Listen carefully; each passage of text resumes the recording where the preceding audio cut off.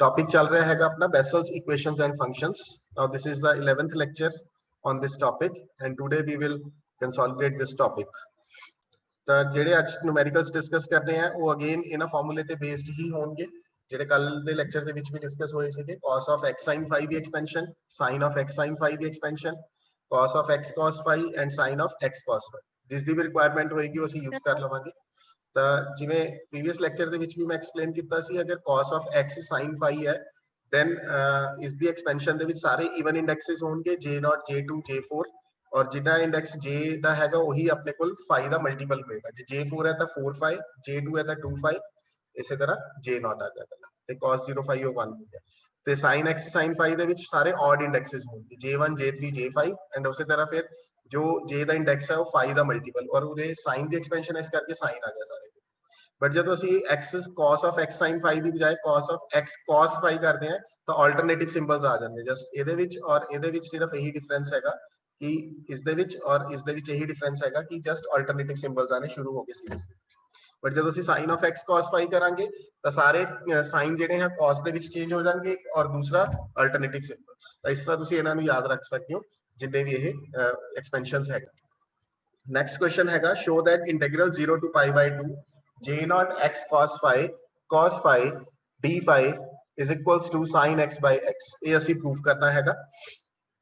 ਸੋ ਇਸ ਨੂੰ ਸਿੰਪਲੀਫਾਈ ਕਰਨਾ ਹੈ ਅਗਰ ਸੋ ਫਰਸਟਲੀ ਅਸੀਂ j0 ਦੇ ਵਿੱਚ ਕਿਉਂਕਿ x cos phi ਆਇਆ ਹੈਗਾ ਤਾਂ j0 x ਦੀ ਜਿਹੜੀ ਐਕਸਪੈਂਸ਼ਨ ਹੈ ਉਹ ਅਸੀਂ ਲਿਖ ਲਵਾਂਗੇ. jnx ਦਾ ਜਿਹੜਾ ਜਨਰਲ ਫਾਰਮੂਲਾ ਸੀਗਾ ਉਸ ਦਾ ਸਮੇਸ਼ਨ ਐਕਸਪੈਂਡ ਕਰਕੇ ਲਿਖ ਲਵਾਂਗੇ ਔਰ n ਨੂੰ 0 ਸਬਸਟੀਟਿਊਟ ਕਰਕੇ. and you can see that the expansion will become like this 1 minus x square by 2 square x4 by 2 square into 4 square minus and so on. ਤੇ because ਅਸੀਂ ਇੰਟੀਗਰਲ ਦੇ ਵਿੱਚ j0 ਦੇ ਇਨਪੁਟ ਕੀ ਦੇਣਾ ਹੈਗਾ x cos phi, ਤਾਂ ਇਸ ਲਈ ਉਰੇ x ਨੂੰ ਅਸੀਂ ਰਿਪਲੇਸ ਕਰ ਦਿੱਤਾ x cos phi ਦੇ ਨਾਲ. x ਨੂੰ ਰਿਪਲੇਸ ਕਰ ਦਿੱਤਾ x cos phi ਦੇ ਨਾਲ. ਤਾਂ ਇੱਧਰ ਰਾਈਟ ਸਾਈਡ ਤੇ ਵੀ ਸਾਰੇ ਕਿਤੇ x ਦੀ ਜਗ੍ਹਾ x cos phi ਆ ਗਿਆ ਸਾਡੇ. So in this way we will get the value of j0 x cos phi. ਤੇ ਹੁਣ ਜੋ ਇੰਟੀਗਰਲ ਹੈ ਉਸ ਦੇ ਵਿੱਚ ਇਹ ਵੈਲਿਊ ਅਸੀਂ ਸਬਸਟੀਟਿਊਟ ਕਰ ਦਿੰਦੇ ਹਾਂ. ਜੋ j0 x cos phi ਦੀ ਵੈਲਿਊ ਅਸੀਂ ਡਿਰਾਈਵ ਕੀਤੀ ਹੈ ਉਹਰੇ ਇੰਟੀਗਰਲ ਦੇ ਵਿੱਚ ਸਬਸਟੀਟਿਊਟ ਕਰ ਦਿੰਦੇ ਤੇ cos phi ਨਾਲ multiply d phi as it is ਹੈਗਾ. ਇੰਟੀਗਰਲ 0 to pi by 2 ਹੈ. ਨਾਓ cos phi ਮਲਟੀਪਲਾਈ ਕਰ ਦੋ ਅੰਦਰ ਸਾਰੀਆਂ ਟਰਮਸ ਦੇ ਨਾਲ 1 ਨਾਲ ਮਲਟੀਪਲਾਈ ਕੀਤਾ cos phi, ਉਰੇ cos ਸਕੁਅਰ ਸੀਗਾ ਤਾਂ cos ਕਿਊਬ ਬਣ ਗਿਆ ਹੈਗਾ, cos 4 ਸੀਗਾ ਤਾਂ ਇਹ cos 5 ਬਣ ਗਿਆ ਹੈ ਔਰ x ਦੀਆਂ ਪਾਵਰਸ ਤੇ 2 ਦੀਆਂ ਪਾਵਰਸ ਨਾਲ ਆਪਣੇ ਕੋਲ ਹੈਗੀ. ਉਰੇ x square by 2 square ਆ ਗਿਆ और उरे आ गया x square x4 by 2 square into 4 square and so on. Now इस इंटीग्रल ਨੂੰ ਕਿਵੇਂ ਸੋਲਵ ਕਰਨਾ ਹੈਗਾ because integral is with respect to phi, so ਜਿੰਨੇ ਵੀ x ਵਾਲੀਆਂ ਟਰਮਸ ਹੈ ਉਹ ਇੰਟੀਗਰਲ ਤੋਂ ਬਾਹਰ ਆ ਜਾਣਗੀਆਂ. ਠੀਕ ਹੈ, ਪ੍ਰੀਵੀਅਸ ਟਰਮ ਨਾਲ ਕੰਪੇਅਰ ਕਰ ਲਿਓ ਸੇਮ ਉਹੀ ਟਰਮਸ ਹੈ, ਜਸਟ ਇੰਟੀਗਰਲ ਸਿਰਫ cos ਦੇ ਉੱਪਰ ਅਪਲਾਈ ਕਰਤਾ ਕਿਉਂਕਿ integral with respect to phi ਹੈ. x ਵਾਲੀਆਂ ਟਰਮਸ ਆਊਟਸਾਈਡ ਦਾ ਇੰਟੀਗਰਲ ਲੈ ਲਿਆ. ਤੇ ਫਰਸਟ ਜਿਹੜਾ ਇੰਟੀਗਰਲ ਹੈਗਾ ਆਪਣੇ ਕੋਲ ਜਸਟ ਵੇਟ. ਸੋ ਇੰਟੀਗਰਲਸ ਨੂੰ ਹੁਣ ਕਿਵੇਂ ਸੋਲਵ ਕਰਨਾ ਹੈਗਾ. ਫਸਟ ਇੰਟੀਗਰਲ cos phi ਦਾ ਹੈਗਾ ਤਾਂ cos phi ਦੀ ਇੰਟੀਗ੍ਰੇਸ਼ਨ ਹੋਗੀ sin phi ਔਰ sin phi ਇਸ ਦੀ ਇੰਟੀਗ੍ਰੇਸ਼ਨ ਆਪਣੇ ਕੋਲ sin phi ਆ ਜਾਣੀ ਹੈ. ਠੀਕ ਹੈ, sin phi और upper limit minus lower limit करांगे. पहला pi by 2 पुट होएगा तो sin pi by 2 1 हो गया आ लिखा होया ਤੁਹਾਡੇ ਕੋਲ और 0 पुट करांगे तो 0. तो सिर्फ फर्स्ट इंटीग्रल ਦਾ ਆਨਸਰ 1 ਆ ਗਿਆ. ਹੁਣ ਸੈਕੰਡ ਇੰਟੀਗਰਲ ਦਾ ਆਨਸਰ ਕਿਵੇਂ ਆਬਟੇਨ ਕੀਤਾ ਹੈ? It is with the help of the reduction formula. cos cube phi the answer ਜਿਹੜਾ ਹੈ ਆਬਟੇਨ ਕੀਤਾ 2/3 ਬਿਕਾਜ਼ ਰਿਡਕਸ਼ਨ ਫਾਰਮੂਲਾ ਸਾਡੇ ਕੋਲ ਇਹ ਹੁੰਦਾ ਹੈਗਾ. ਆਈ ਐਮ ਸ਼ੋਇੰਗ ਯੂ ਕਿ ਰਿਡਕਸ਼ਨ ਫਾਰਮੂਲਾ ਕੀ ਹੈ. ਰਿਡਕਸ਼ਨ ਫਾਰਮੂਲਾ ਸਾਡੇ ਕੋਲ ਹੈ 0 to pi by 2 cos raised to power n phi d phi. This is equals to n minus 1 into go on diminishing by 2 go on diminishing by 2 ਤੇ upon ਹੁੰਦਾ ਆਪਣੇ ਕੋਲ n into go on diminishing by 2. diminishing by 2 means ਫਿਰ n minus 1 ਦੇ ਵਿੱਚੋਂ further 2 minus ਕਰੀ ਜਾਣੇ ਇਸੇ ਤਰ੍ਹਾਂ ਨੀਚੇ n ਦੇ ਵਿੱਚੋਂ 2 ਮਾਈਨਸ ਕਰੀ ਜਾਣੇ ਔਰ into pi by 2 ਕਦੋਂ ਲਗਾਣਾ ਹੁੰਦਾ ਨਾਲ when n ਕੀ ਹੋਵੇ even, when n is even ਤਾਂ pi by 2 ਲਗਾ ਦੋ. बट अगर n odd होवे तो into 1 ही रहेगा, मतलब कुछ भी नहीं लगाना नाल into 1 when n is odd. So this was the reduction formula for evaluating the integral 0 to pi by 2 cos n phi, and using this reduction formula we have evaluated all the integrals. So using this same reduction formula in this integral, you can see you have cos cube 5. So cube है तो 3 है power, ऊपर आप n-1 तो start करना सी, so n-1 3 - 1 is 2. So 2 तो start होएगा ਤੇ ਇਹਨੂੰ 2 ਨਾਲ ਜੇ ਡਿਮਿਨਿਸ਼ ਕਰਾਂਗੇ ਤਾਂ ਫਰਦਰ ਡਿਮਿਨਿਸ਼ ਨਹੀਂ ਹੋ ਸਕਦਾ, ਕਿਉਂਕਿ ਜਦੋਂ 1 ਆ ਜਾਏ ਜਾਂ 2 ਆ ਜਾਏ ਉਦੋਂ ਅਸੀਂ ਸਟਾਪ ਕਰ ਦੇਣਾ ਹੁੰਦਾ ਹੈ। ਸਿਮਿਲਰਲੀ ਡਿਨੋਮੀਨੇਟਰ ਦੇ ਵਿੱਚ 3 ਤੋਂ ਸਟਾਰਟ ਕਰਾਂਗੇ, n ਤੋਂ ਸਟਾਰਟ ਕਰਨਾ ਸੀਗਾ, n is 3 and go on diminishing by 2, ਡਿਮਿਨਿਸ਼ ਕਰੋਗੇ 2 ਨਾਲ 1 ਆ ਜਾਊਗਾ ਤੇ ਉਸ ਤੋਂ ਬਾਅਦ ਫਿਰ ਅਸੀਂ ਡਿਮਿਨਿਸ਼ ਨਹੀਂ ਕਰ ਸਕਦੇ, ਔਰ ਕਿਉਂਕਿ ਪਾਵਰ ਆਡ ਹੈ ਤਾਂ ਇਸ ਲਈ into 1 ਹੀ ਰਹੇਗਾ, no pi by 2, ਕੋਈ pi by 2 ਨਹੀਂ ਆਏਗਾ। ਸਿਮਿਲਰ ਇਹਦੇ ਵਿੱਚ ਇਹ ਪਾਵਰ 5 ਹੈ ਤਾਂ 5 - 1 4 and go on diminishing by 2, ਤਾਂ 4 ਤੋਂ ਬਾਅਦ 2 ਆ ਜਾਊਗਾ। ਇਸ ਤੋਂ ਬਾਅਦ ਨੀਚੇ n 5 ਫਿਰ go on diminishing by 2, 2 ਨਾਲ ਰਿਡਿਊਸ ਕੀਤਾ 3, ਫਿਰ 2 ਨਾਲ ਰਿਡਿਊਸ ਕੀਤਾ 1 and so on। ਤਾਂ ਇਸ ਤਰ੍ਹਾਂ ਤੁਹਾਡੇ ਕੋਲ ਇਹ ਐਕਸਪੈਂਸ਼ਨ ਜਿਹੜੀ ਹੈਗੀ ਆ ਆਬਟੇਨ ਹੁੰਦੀ ਹੈ। ਤੇ ਇਸ ਨੂੰ ਤੁਸੀਂ ਚੈੱਕ ਕਰ ਸਕਦੇ ਹੋ, if we take 1 by x, or you can say we multiply and divide it by x, if we multiply this term and divide this term by x, ਜਿਹੜਾ ਮਲਟੀਪਲਾਈ ਕੀਤਾ ਉਹ ਅੰਦਰ ਕਰ ਦਿੱਤਾ ਟਰਮਸ ਦੇ ਨਾਲ, ਔਰ ਜਿਹੜਾ ਡਿਵਾਈਡ ਕੀਤਾ ਉਹ x ਆਊਟਸਾਈਡ ਪਿਆ ਹੈਗਾ। ਸੋ ਫਸਟ ਟਰਮ 1 ਸੀ ਕਿ x ਬਣ ਜਾਊਗਾ, ਇਹ ਤੁਹਾਡੇ ਕੋਲ ਕੀ ਬਣ ਜਾਊਗਾ x ਕਿਊਬ, ਤੇ ਉਰੇ ਇੱਕ 2 ਨਾਲ 2 ਕੈਨਸਲ ਹੋ ਕੇ 6 ਬਚਿਆ, that means 3 ਫੈਕਟੋਰੀਅਲ। ਇਸੇ ਤਰ੍ਹਾਂ ਉਰੇ x 5 ਬਣ ਜਾਊਗਾ, ਇੱਕ 4 ਇੱਕ 2 ਕੈਨਸਲ ਹੋ ਜਾਊਗਾ, ਉਰੇ एक 4 कैंसिल हो गया, एक 2 कैंसिल हो गया, तो 5 4 3 2 1 ये बन गया 5 फैक्टोरियल एंड और जो ब्रैकेट दे विच एक्सपेंशन बन रही है, we all knows that this is the expansion of sin x, so we will get the required result sin x upon x. Next question is, show that j naught x equal to 1 by pi integral 0 to pi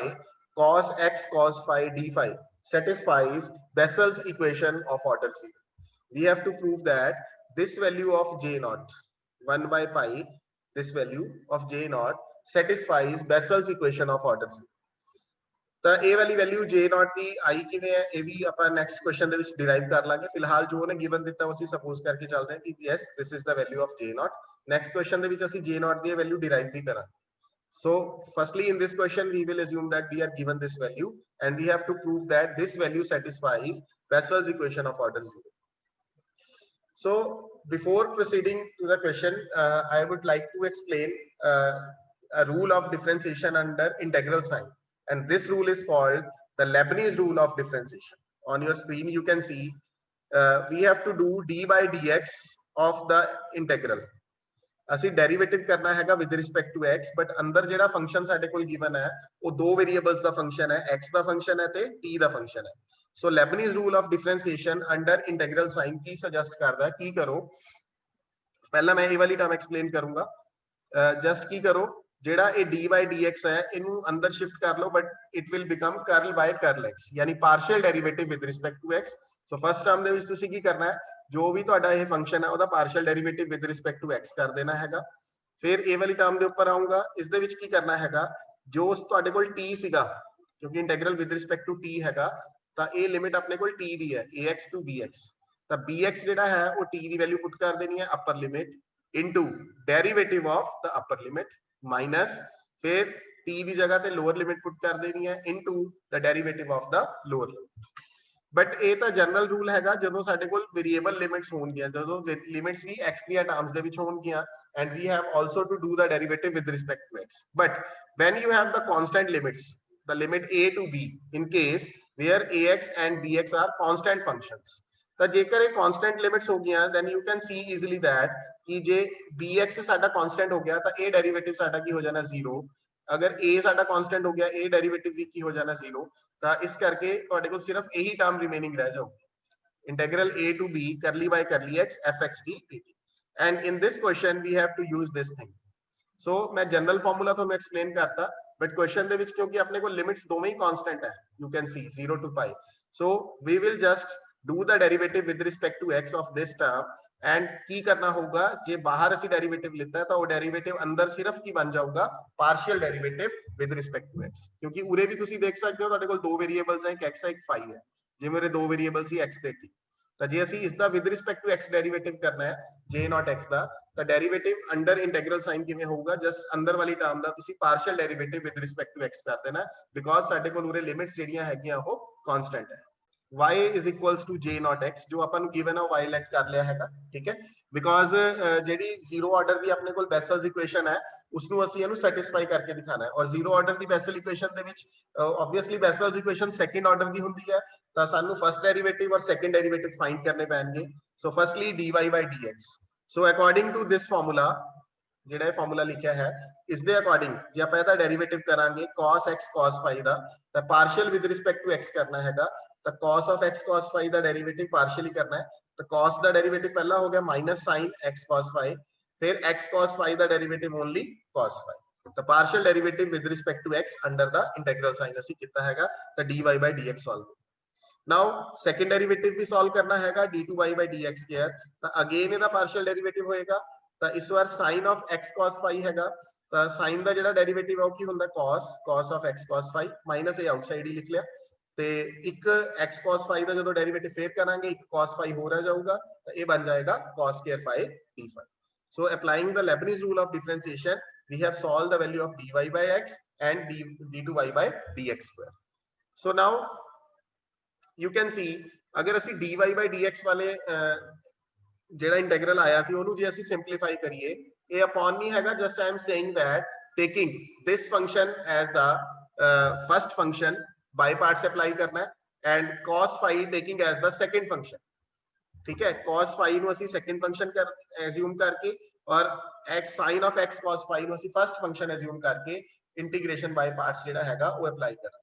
ਕਿਉਂਕਿ second function ਦੀ ਅਸੀਂ integration ਕਰਨੀ ਹੁੰਦੀ ਹੈ ਤਾਂ ਹੀ ਕਰਕੇ ਇਹਨੂੰ ਮੈਂ g dash ਲਿਖ ਲਿਆ ਕਿ ਇਹਨੂੰ ਐਜ਼ ਏ ਆਪਾਂ ਮੰਨਦੇ ਹਾਂ ਕਿ ਇਹ ਡੈਰੀਵੇਟਿਵ ਹੈ ਕਿਸੇ ਫੰਕਸ਼ਨ ਦਾ ਤਾਂ ਇਹਦੀ ਇੰਟੀਗ੍ਰੇਸ਼ਨ ਕਰਾਂਗੇ ਤਾਂ g phi ਆ ਜਾਊਗਾ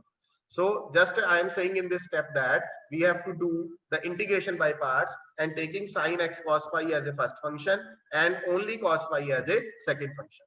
So applying the integration by parts, you can see that first function is as it is sin x cos phi. Second function ਦੀ ਅਸੀਂ integration ਕਰਦੇ ਹਾਂ cos phi ਦੀ integration sin phi limit apply होगी upper limit and lower limit minus integral derivative of the first function so sin x cos phi the derivative you can see will be this cos of x cos phi minus x sin phi ਅਸੀਂ ਉਹਨੇ derivative with respect to phi ਕਰਨਾ ਹੈ because ਅਸੀਂ phi ਦੀ integration ਕਰ ਰਹੇ ਹਾਂ with respect to phi ਕਰ ਰਹੇ ਹਾਂ ਤਾਂ x cos phi the derivative means minus x sin phi with respect to phi ਕਰਨਾ ਹੈ ਤੇ cos phi the integration sin phi so in this way we have applied the by parts rule so in the first integral you can see if you substitute phi is equal to pi phi ਨੂੰ ਅਸੀਂ pi put ਕਰਾਂਗੇ ਤਾਂ ਉਹਦੇ sin pi ਬਣੇਗਾ sin pi is 0 ਔਰ ਜਦੋਂ 0 put ਕਰਾਂਗੇ lower limit ਉਹ ਵੀ 0 ਹੋਏਗਾ sin 0 is also so 0 minus and the second integral minus minus ਇੱਕ minus ਇਹ ਹੈ ਇੱਕ minus ਇਸ ਦੇ outside ਸੀਗਾ so minus minus ਇਹ ਹੋ ਗਿਆ plus x cos of x cos phi and ਇਹ ਬਣ ਗਿਆ sin square phi d phi so that means ਜਿਹੜਾ ਤੁਹਾਡੇ ਕੋਲ ਫਰਸਟ ਡੈਰੀਵੇਟਿਵ ਹੈ ਉਸ ਦੇ ਵਿੱਚ sin square phi ਨੂੰ ਅਗਰ ਅਸੀਂ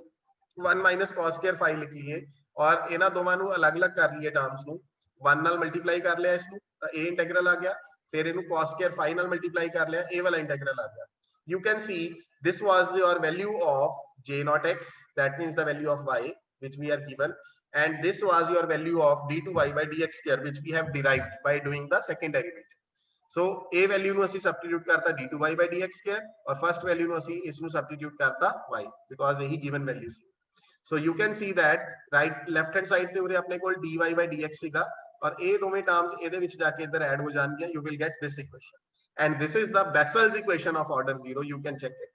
Bessel's equation of order 0 means Bessel's equation ਜਿਹੜੀ ਜਨਰਲ ਐਕਸਪ੍ਰੈਸ਼ਨ ਹੁੰਦਾ ਸਾਡੇ ਕੋਲ x square d2y by dx square plus x dy by dx plus x square minus n square into y ਉਹਦੇ ਵਿੱਚ ਜੇ ਅਸੀਂ n ਨੂੰ 0 ਸਬਸਟੀਟਿਊਟ ਕਰੀਏ ਤਾਂ ਇਹੀ ਇਕੁਏਸ਼ਨ ਆਉਂਦੀ ਹੈ Bessel's equation of order 0 ਔਰ ਤੁਸੀਂ ਦੇਖ ਸਕਦੇ ਹੋ ਜੋ ਅਸੀਂ y ਸਪੋਜ਼ ਕੀਤਾ ਸੀਗਾ ਉਹਦੇ ਨਾਲ ਇਹ ਇਕੁਏਸ਼ਨ ਡਿਰਾਈਵ ਹੋਗੀ that means we can say y is equal to j naught x is satisfying this Bessel's equation of order 0 so now we will prove the same value which we have used in the previous question the value of j naught x is 1 j pi ਨੂੰ ਇੱਧਰ ਲੈ ਜਾਈਏ ਤਾਂ 1 by pi the same integral which we have solved in the last question so in this question we have to prove that integral 0 to pi cos x cos phi d phi will be equal to pi j naught x we have so we know that cos of x cos phi is equals to j naught x minus 2 cos 2 phi j2x plus 2 cos 4 phi j4x ਜੋ ਅਸੀਂ last ਇਸ lecture ਦੇ starting ਦੇ ਵਿੱਚ मैं ਤੁਹਾਨੂੰ show ਕੀਤੀ ਸੀ cos x cos phi ਦੀ expansion, ਉਹੀ ਅਸੀਂ ਉਰੇ ਯੂਜ਼ ਕਰਨ ਲੱਗੇ ਆ ਬਿਕੋਜ਼ ਇੰਟੈਗਰਲ ਦੇ ਵਿੱਚ ਇਹੀ ਟਰਮ ਹੈਗੀ ਹੈ cos x cos phi. So now taking integral on both sides, integral 0 to pi cos x cos phi, and same यही integral right side पे भी apply हो गया हैगा. So the first term, because the integral is with respect to phi and j naught x will be the constant for the integral, so first term ਦੇ ਨਾਲ ਜਿਹੜਾ integral ਹੈ ਕੱਲਾ d phi ਰਹਿ ਗਿਆ. Second term ਦੇ ਵਿੱਚੋਂ 2j2x ਬਾਹਰ ਆਇਆ integral ਤੋਂ, integral 0 to pi cos 2 phi ਆ ਗਿਆ. Similarly third term ਦੇ ਵਿੱਚੋਂ 2j4 ਬਾਹਰ ਆ ਗਿਆ, integral cos 4 phi d phi ਆ ਗਿਆ. ਤੇ ਨੈਕਸਟ ਸਟੈਪ ਦੇ ਵਿੱਚ ਅਸੀਂ ਕੀ ਕੀਤਾ, ਜਸਟ ਇੰਟੀਗ੍ਰੇਸ਼ਨ ਜਿਹੜੀ ਹੈਗੀ ਆ ਉਹ ਸੋਲਵ ਕਰ ਲਿੱਤੀ. ਔਰ ਤੁਸੀਂ ਉਰੇ ਚਾਹੇ ਇਸ ਦੀ ਜਨਰਲ ਟਰਮ ਜੇ ਲਿਖਣੀ ਹੈ ਉਹ ਵੀ ਲਿਖ ਸਕਦੇ ਹੋ if you want to add the general term, because in the next slide I have used the general term also. 2j2kx 0 to pi, just general term because all indexes are even, so j2kx cos 2k phi d phi. This will be the general term of this expansion, and we have used this term also in the next slide where I have written the general term, you can see here. And minus 1 raised to power k, why? Because we have the alternative signs, plus minus plus minus, so in front of it we would also have minus 1 raised to power k. So integral solve करते पे ऐसी cos सीगा simple, cos the integration sin, and cos 2 phi सीगा cos sin 2 phi over 2, पूरे cos 4 phi सीगा sin 4 phi over 4, पूरे cos 2k phi सीगा sin 2k phi by 2k, and upper limit minus lower limit ਅਸੀਂ कर देना. The first term क्योंकि phi ही है, अब यदि upper limit minus lower limit करोगे pi आएगा, इस दे विच करोगे sin 2 pi minus sin 0, इस दे विच करोगे sin 4 pi minus sin 0, sin 2k pi minus sin 0. But you can see that all these terms are equal to 0. These terms all are equal to 0 because the sign of any multiple of pi is always equal to 0. So sin 2 pi भी 0 है, sin 4 pi, sin 2k pi and sin 0, ये सारे दे सारे अपने को 0 है. So ਅਸੀਂ remaining सिर्फ किस दे नाल रवांगे, सिर्फ इस टर्म दे नाल. So यही ਅਸੀਂ वेरीफाई करना सीगा. The integral 0 to pi cos x cos phi d phi is equals to pi j naught x. So next question is using integral 0 to pi cos x cos phi d phi equal to pi j naught x. JD value ਅਸੀਂ last question ਚ ਡਿਰਾਈਵ ਕੀਤੀ, again ਇਹਨੂੰ use ਕਰਨਾ ਹੈ ਔਰ j naught x ਦੀ expansion ਬਣਾ ਕੇ ਦਿਖਾਣੀ ਹੈ ਇਸ ਨੂੰ ਯੂਜ਼ ਕਰਕੇ. But j naught x the expansion ਸਾਨੂੰ ਸਾਰਿਆਂ ਨੂੰ ਪਤਾ ਹੀ ਹੈ, ਅਸੀਂ डायरेक्ट jnx को भी बना सकते हैं by substituting n equal to 0, but in this question he particularly mentions that कि ऐसे वैल्यू ਨੂੰ यूज करके j naught x ਤੁਸੀਂ ਡਿਰਾਈਵ ਕਰਨਾ ਹੈ. मींस ए राइट साइड ਤੇ ਲੈਫਟ ਸਾਈਡ ਤੇ ਸੌਰੀ ਜਿਹੜਾ ਇੰਟੀਗਰਲ ਹੈ ਇਹਨੂੰ ਅਸੀਂ ਸਿੰਪਲੀਫਾਈ ਕਰਨਾ ਹੈਗਾ ਔਰ ਇਹਦੀ ਵੈਲਿਊ ਇਸ ਤਰ੍ਹਾਂ ਇਸ ਫਾਰਮ ਦੇ ਵਿੱਚ ਡਿਰਾਈਵ ਕਰਕੇ ਦੇਣੀ ਹੈ. so let us see how we can solve it. Right left side ਦੇ ਉੱਪਰ cos of x cos phi ਹੈਗਾ, ठीक है. so firstly मैं सिंपल cos x ਦੀ एक्सपेंशन लिखी है. you all knows that we have cos x equal to 1 minus x square by 2 factorial plus x4 by 4 factorial and so on, और इसकी general term भी लिख ली थी minus 1 the power k x2k by 2k factorial. This is the expansion for cos x, and in this expansion we will replace x by x cos phi. Cos of x cos phi it will be equals to जिथे जिथे x हैगा उसकी जगह ਅਸੀਂ x cos phi replace कर देता हैगा. You can see simply I have replaced x with x cos phi only in this step. Now applying integral on both sides with limits 0 to pi. 0 to pi limit integral दी, ये दोनों sides से integral apply किया with limits. So left side पे भी apply किया, right side पे भी किया. In the next slide ਜਿਹੜੇ इंटेग्रल्स हैं वो right side ਤੇ ਹਰ ਇੱਕ ਟਰਮ ਦੇ ਨਾਲ ਅਲੱਗ-ਅਲੱਗ ਕਰ ਦਿੱਤੇ ਹੈਗੇ. 1 ਦੇ ਨਾਲ ਵੀ ਅਲੱਗ ਕਰਤਾ, ਇਹਦੇ ਨਾਲ ਵੀ, ठीक है, सारियां टर्म्स ਨਾਲ ਅਲੱਗ-ਅਲੱਗ ਕਰ ਦਿੱਤੇ ਹੈਗੇ. और इंटेग्रल क्योंकि विद रिस्पेक्ट टू फाई है ये सारे, तो इस दे विचों x स्क्वायर बाय 2 फैक्टोरियल ये कॉमन आ गया, x4 बाय 4 फैक्टोरियल ये बाहर आ गया, x2k बाय 2k फैक्टोरियल बाहर आ गया. और एक चीज और तुसी डिफरेंस नोट कर रहे होंगे, उरे पाई है और उरे पाई बाय 2 है. ये इस प्रॉपर्टी करके पॉसिबल होया है. इंटेग्रल दी ये प्रॉपर्टी हुंदी है अपने कोल, integral 0 to 2a fx dx is equals to 2 times integral 0 to a fx dx if means integral दा 2 टाइम्स कर दो और अपर लिमिट दा तुसी हाफ कर दो. ये कदों पॉसिबल हुंदा, बट जदों साडे कोल ये चीज 2 होएगी, f of 2a minus x is equals to f of x. This is the property of definite integration. f of 2a minus x means जो अपने कोल ऑलरेडी अपर लिमिट सीगी उस दे ਲਈ ਤੁਸੀਂ ਸੋल्व करके देखो. तो ऑलरेडी अपर लिमिट केड़ी सीगी पाई, ਤਾਂ ਜੇ ਆਪਾਂ ਇਸ ਦੇ ਵਿੱਚ cos square phi ਫੰਕਸ਼ਨ ਹੈਗਾ ਸਾਡੇ ਕੋਲ ਔਰ cos square ਦੇ ਵਿੱਚ ਜੇ ਅਸੀਂ ਅਪਰ ਲਿਮਿਟ -5 ਕਰੀਏ then you will again get cos square phi। ਵੈਸੇ ਤਾਂ cos pi -5 minus cos phi ਹੋਣਾ ਸੀ but square ਹੈ ਤਾਂ minus absorb ਹੋ ਗਿਆ, again you will get the same function। f2a minus x ਕੀਤਾ, again f of x ਆ ਗਿਆ। then you can do the integral 2 times and half the upper limit of the integral 0 to a। so in this step I have also done the same thing, integral ਦਾ ਕਰ ਦਿੱਤਾ 2 times और upper limit pi ਸੀਗੀ ਉਹਦਾ half ਕਰ ਦਿੱਤਾ pi by 2। similarly ਉਰੇ ਵੀ ਤੁਸੀਂ check ਕਰ ਸਕਦੇ ਹੋ, ਉਰੇ cos 4 ਹੋ ਗਿਆ ਤਾਂ ਇਹ ਵੀ ਵਾਪਸ ਆਪਣੇ ਕੋਲ cos 4 phi ਹੀ ਆਏਗਾ। ਸੋ ਇਸ ਦੇ ਉੱਤੇ ਵੀ ਇਹੀ ਚੀਜ਼ ਪਰਫਾਰਮ ਕਰ ਸਕਦੇ ਹੋ, ਇੰਟੀਗਰਲ ਕਰ ਦਿੱਤਾ 2 times ਔਰ ਅਪਰ ਲਿਮਿਟ ਦਾ ਹਾਫ ਕਰ ਦਿੱਤਾ pi by 2। ਸਿਮਿਲਰਲੀ ਉਰੇ ਵੀ cos ਦੀ ਪਾਵਰ ਈਵਨ ਹੈ, ਜਨਰਲੀ 2k ਹੈ ਤਾਂ ਈਵਨ ਹੈ ਤਾਂ ਇਹਨੂੰ ਵੀ ਕੋਈ ਫਰਕ ਨਹੀਂ ਪੈਣਾ, ਇਹ ਵਾਪਸ cos 2k phi ਹੀ ਆ ਜਾਏਗਾ। ਸੋ ਉਰੇ ਵੀ ਇੰਟੀਗਰਲ ਦੀ ਲਿਮਿਟ ਹਾਫ ਕਰ ਦਿੱਤੀ ਔਰ ਇੰਟੀਗਰਲ ਦਾ ਕਰ ਦਿੱਤਾ 2 times। So in this way we have done the next step. ਚੱਲਦੇ ਆ ਤੇ ਇੱਕ ਗੱਲ ਹੋਰ ਇਸ ਸਟੈਪ ਦੇ ਵਿੱਚ ਜਿਹੜਾ ਰਾਈਟ ਸਾਈਡ ਤੇ ਆਪਣੇ ਕੋਲ ਇਹ ਹੈਗਾ ਸੀਗਾ ਇਸ ਦੀ ਵੈਲਿਊ, ਕਿਉਂਕਿ ਕੁਐਸਚਨ ਤੇ ਲੈਫਟ ਸਾਈਡ ਤੇ ਜਿਹੜਾ ਸੀਗਾ ਇੰਟੀਗਰਲ ਇਹਦੀ ਵੈਲਿਊ ਕੁਐਸਚਨ ਚ ਆਪਾਂ ਨੂੰ ਗਿਵਨ ਸੀ ਪਾਈ j naught x, ਇਹਦੀ ਵੈਲਿਊ ਸਬਸਟੀਟਿਊਟ ਕਰ। ਨਾਓ ਇਨ ਦਾ ਨੈਕਸਟ ਸਟੈਪ ਇਹ ਵਾਲੇ ਇੰਟੀਗਰਲਸ ਨੂੰ ਅਸੀਂ ਸਿੰਪਲੀਫਾਈ ਕਰਨਾ ਹੈ and again I have applied the reduction formula. So reduction formula ਜੋ ਪਹਿਲਾਂ ਵੀ ਡਿਸਕਸ ਹੋਇਆ ਸੀਗਾ ਸੇਮ ਹੋਈ ਹੈ, cos square phi ਹੈ ਤਾਂ ਉੱਪਰ n-1 ਤਾਂ ਮੀਨਸ 2 - 1 1 ਹੋ ਗਿਆ, ਡਿਮਿਨਿਸ਼ਿੰਗ ਬਾਈ 2 ਅੱਗੇ ਕਰ ਨਹੀਂ ਸਕਦੇ ਇਸ ਲਈ ਉਰੇ ਹੀ ਰੁਕ ਜਾਏਗਾ। डिनोमिनेटर ਦੇ ਵਿੱਚ 2 ਜੋ n ਹੁੰਦਾ ਉਹੀ ਤੇ ਡਿਮਿਨਿਸ਼ਿੰਗ ਬਾਈ 2 ਇਹਦੀ ਹੋ ਨਹੀਂ ਸਕਦੀ ਇਸ ਲਈ ਇਹ ਵੀ ਇੱਥੇ ਰੁਕ ਜਾਏਗਾ ਔਰ ਕਿਉਂਕਿ ਪਾਵਰ ਈਵਨ ਹੈ ਇਸ ਵਾਰ ਇਸ ਕਰਕੇ ਨਾਲ ਆ ਗਿਆ pi by 2। ਸਿਮਿਲਰਲੀ ਇਸ ਨੂੰ ਸਿੰਪਲੀਫਾਈ ਕਰਾਂਗੇ, n ਆਪਣਾ 4 ਹੈ ਤਾਂ n - 1 3 ਤੇ ਡਿਮਿਨਿਸ਼ਿੰਗ ਬਾਈ 2 1, ਫਿਰ ਨੀਚੇ n4 ਡਿਮਿਨਿਸ਼ਿੰਗ ਬਾਈ 2 2 ਆ ਗਿਆ, ਈਵਨ ਹੈ ਉਰੇ ਵੀ ਤਾਂ pi by 2 ਆ ਗਿਆ। ਔਰ ਇਸੇ ਤਰ੍ਹਾਂ ਇਹਦੇ ਵਿੱਚ ਵੀ ਜਨਰਲੀ ਅਪਲਾਈ ਕਰ ਲਿਆ ਹੈਗਾ, 2k ਪਾਵਰ ਹੈਗੀ ਹੈ ਤਾਂ 2k - 1 ਐਂਡ ਡਿਮਿਨਿਸ਼ਿੰਗ ਬਾਈ 2 ਸ਼ੁਰੂ ਕੀਤੀ,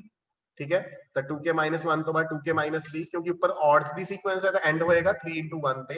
और नीचे 2k तो स्टार्ट करांगे जो n है अपना ते इसको 2 2 डिमिनिश करांगे और नीचे इवनस दी सीक्वेंस है इस करके एंड होएगा 4 × 2 पे। सो पहला मैं यही जेडी जनरल टर्म हैगी है इनु सिंपलीफाई कर रहा हैगा next step they which. You can see JD ये वाली टर्म है सिर्फ इसे नु सिंपलीफाई करने वास्ते आ मैं अलग तो सॉल्व कीता हैगा, जस्ट आ ब्रैकेट दे विच जो है टर्म सारी मैं लिख ली हैगी। ਇਸ ਦੇ ਵਿੱਚ ਕੀ ਕੀਤਾ ਨੈਕਸਟ ਸਟੈਪ 2k ਫੈਕਟੋਰੀਅਲ ਜਿਹੜਾ ਸੀ ਇਹਨੂੰ ਓਪਨ ਕਰ ਲਿਆ, ਫੈਕਟੋਰੀਅਲ ਓਪਨ ਕਰ ਲਿਆ 2k 2k - 1 2k - 2 4 × 3 × 2 × 1 ਇਹ ਆ ਜਾਣਾ।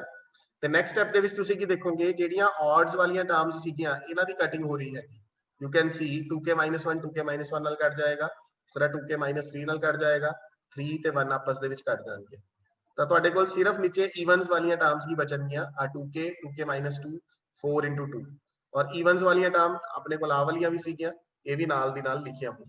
ਤਾਂ ਤੁਸੀਂ ਦੇਖ ਸਕਦੇ ਹੋ ਹਰੇਕ ਟਰਮ ਇਵਨ ਹੈਗੀ ਆ ਤਾਂ ਇਸ ਦੇ ਵਿੱਚੋਂ 2 ਜੇ ਆਪਾਂ ਦੇਖੀਏ ਕਿੰਨੇ ਟਾਈਮਸ ਹੋ ਗਿਆ k ਟਾਈਮਸ, ਇਸ ਦੇ ਵਿੱਚੋਂ ਵੀ ਜੇ 2 ਕਾਮਨ ਕੱਢੀਏ ਕਿੰਨੇ ਟਾਈਮਸ ਹੋ ਗਿਆ k ਟਾਈਮਸ ਤਾਂ 2 ਦੀ ਪਾਵਰ ਕਿੰਨੀ ਹੋਗੀ 2k ਔਰ ਤੁਸੀਂ ਜਦੋਂ 2 ਸਾਰਿਆਂ ਦੇ ਵਿੱਚੋਂ ਲੈ ਲਿਆ ਤਾਂ ਉਰੇ ਕੀ ਬਚੇਗਾ k k - 1 2 × 1 यानी कि k फैक्टोरियल और k फैक्टोरियल भी 2 times that's why k factorial दा स्क्वायर। ਤਾਂ ਇਸ ਸਾਰੇ ਨੂੰ ਸਿੰਪਲੀਫਾਈ ਕਰਕੇ ਤੁਹਾਡੇ ਕੋਲ ਇਹ ਟਰਮ ਬਚਦੀ ਹੈਗੀ ਆ 1/2k k ਫੈਕਟੋਰੀਅਲ ਸਕੁਅਰ ਔਰ ਇਹ ਵਾਲੀ ਟਰਮ ਇਹਨਾਂ ਦੀ ਹੀ ਜਨਰਲ ਟਰਮ ਸੀਗੀ, ਇਹਨਾਂ ਸਾਰਿਆਂ ਦੀ ਇਹ ਜਨਰਲ ਟਰਮ ਹੈ ਤਾਂ ਇਟ ਮੀਨਸ ਇਸ ਦਾ ਆਨਸਰ ਜਿਹੜਾ ਹੈਗਾ ਇਸ ਟਰਮ ਦਾ ਉਹ ਆਪਾਂ ਇਸ ਫਾਰਮ ਦੇ ਵਿੱਚ ਐਵੇਂ ਲਿਖਾਂਗੇ 1 ਕਿਉਂਕਿ ਇਹ ਆਪਣੇ ਕੋਲ ਫਸਟ ਟਰਮ ਹੈਗੀ ਆ ਤਾਂ ਇਹਨਾਂ ਨੂੰ ਕੰਬਾਈਨ ਕਰਕੇ ਆਪਾਂ ਇਹਨਾਂ ਨੂੰ ਲਿਖ ਲਵਾਂਗੇ ਵਿੱਚ ਇਹ ਆ ਜਾਏਗਾ ਆਪਣੇ ਕੋਲ ਇਹ ਸਾਰਾ ਇਹਨੂੰ ਮਿਲਾ ਕੇ ਕੀ ਬਣ ਜਾਏਗਾ। ਯੂ ਕੈਨ ਸੀ ਜੇ k ਨੂੰ 1 ਸਬਸਟੀਟਿਊਟ ਕਰੋ ਇਹ ਸੇਮ ਟਰਮ ਬਣ ਜਾਊਗੀ, k ਨੂੰ 1 ਪੁੱਟ ਕੀਤਾ 1/2 ਦਾ ਸਕੁਆਇਰ ਤਾਂ 2 ਦਾ ਸਕੁਆਇਰ 2 ਫੈਕਟੋਰੀਅਲ ਚ 2 ਆ ਗਿਆ, k ਵਾਲਾ 2 ਆ ਗਿਆ 2 ਸਕੁਆਇਰ ਬਣ ਜਾਊਗਾ ਔਰ k factorial Square means 1 factorial Square ਤਾਂ 1 ਫੈਕਟੋਰੀਅਲ ਦਾ ਸਕੁਆਇਰ ਅਸੀਂ ਉਰੇ ਆਪਣੇ ਵੱਲੋਂ ਲਿਖ ਸਕਦੇ ਹਾਂ। ਤਾਂ ਇਸ ਕਰਕੇ ਮੈਂ ਜਨਰਲ ਟਰਮ ਹੀ ਸੋਲਵ ਕਰ ਦਿੱਤੀ ਔਰ ਜਨਰਲ ਟਰਮ ਦੇ ਅਕੋਰਡਿੰਗ ਨੈਕਸਟ ਸਟੈਪ ਦੇ ਵਿੱਚ ਇਹ ਵਾਲੀਆਂ ਟਰਮਸ ਵੀ ਮੈਂ ਲਿਖ ਦੇਣੀਆਂ ਹੈ। So you can see in the next step ਕਿ ਫਸਟ ਟਰਮ ਜਿਹੜੀ ਇਹ ਵਾਲੀ ਸੀ ਇਸ ਨੂੰ ਜਨਰਲ ਟਰਮ ਦੇ ਅਕੋਰਡਿੰਗ ਮੈਂ ਲਿਖ ਦਿੱਤਾ ਬਾਈ ਸਬਸਟੀਟਿਊਟਿੰਗ k = 1 और इसी तरह इसनू भी सबस्टिट्यूटिंग बाय k = 2 अगली टर्म ਨੂੰ ਲਿਖ ਦਿੱਤਾ ਔਰ ਇਹ ਜਨਰਲ ਟਰਮ ਸਾਡੇ ਕੋਲ ਜਿਹੜੀ ਆਪਾਂ ਡਿਰਾਈਵ ਕੀਤੀ ਹੈ ਉਹ ਆ ਗਈ ਹੈ। ਤੇ ਇੱਕ ਗੱਲ ਹੋਰ ਜਿਹੜਾ ਇਹ 2 ਟਾਈਮਸ ਸੀਗਾ ਇਹ ਇਸ ਦੇ ਨਾਲ ਕੈਨਸਲ ਹੋ ਰਿਹਾ ਸੀਗਾ pi/2 ਦੇ 2 ਨਾਲ ਕੈਨਸਲ ਹੋ ਰਿਹਾ ਸੀਗਾ, ਉਰੇ ਵੀ pi/2 ਆਣਾ ਸੀਗਾ ਸੌਰੀ